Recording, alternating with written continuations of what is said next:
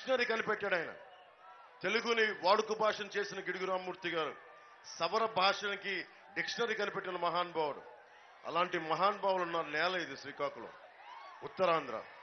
శ్రీశ్రీ మనకి ఒక్కొక్కళ్ళు మహాపండితులు, ఉద్దండులు, వాళ్ళందరినీ చూసి నేర్చుకుంది మన నేల కోసం పనిచేయటం, మీకోసం నిలబడటం.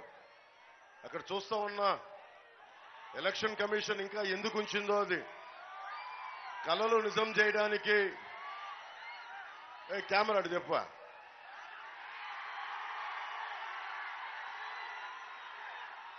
కలలు నిజం చేయడానికి జగన్ కోసం సిద్ధం అంట. కలలు నిజం చేయడానికి మీకు మెగా టీఎస్సీ ఇచ్చి మీ కళలు సిద్ధం చేశాడా?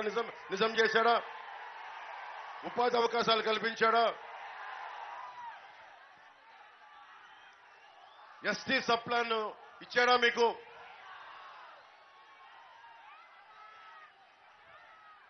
ఎప్పుడన్నా సరే కోడి రామ్మూర్తి గారు మనం విన్న వీరఘట్టం మండలం నుంచి మల్లు యోధుడు, ఒంటి చేత్తోటి గొలుసులను తెంపేవాడు.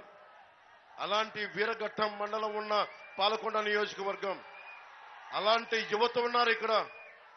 కోడి రామ్మూర్తి స్ఫూర్తి ఉన్న యువత ఉన్నారు.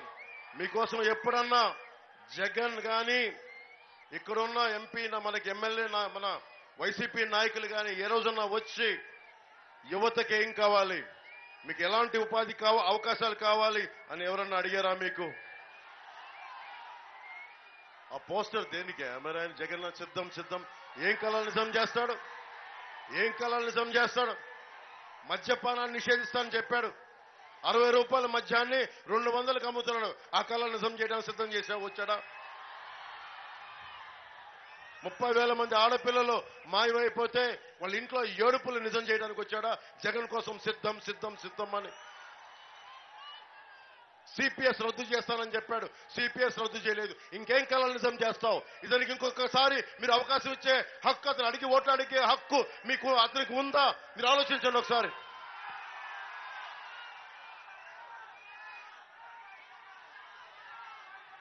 మనకి ముఖ్యంగా ట్రైబల్కి, గిరిజనులకి ట్రైకాల్ రుణాలు రావాలి. మొత్తం మన మనుషుల్ని పంపిస్తే దాదాపు 200 దుకాణాలు మన పాలకొండ నియోజకవర్గంలో ఉన్నాయి. ట్రైబల్స్కి ఇవ్వాల్సిన ట్రైకాల్ రుణాలు, మనకి చిన్నపాటి వ్యాపారం చేసుకున్నా, ఆటో నడుపుకోవాలనుకున్నా, చిన్నపాటి వ్యాపారం చేసుకోవాలనుకున్నా మనకి ఐటీడీఏ ఆధ్వర్యం నడిచే ట్రైకాల్ రుణాలు రావాలి. ఆ రుణాలు ఎక్కడికి వెళ్ళిపోయినాయి? 13 పథకాల పైన తీసేశారు. మనకి ఎక్కడికి వెళ్ళినాయి ఆ రుణాలు? ఎవరు అడుగుతారు వీటిని? మళ్ళీ ఇంకొకసారి వైసీపీని గెలిపిస్తే మీకు ఇస్తారా రుణాలు?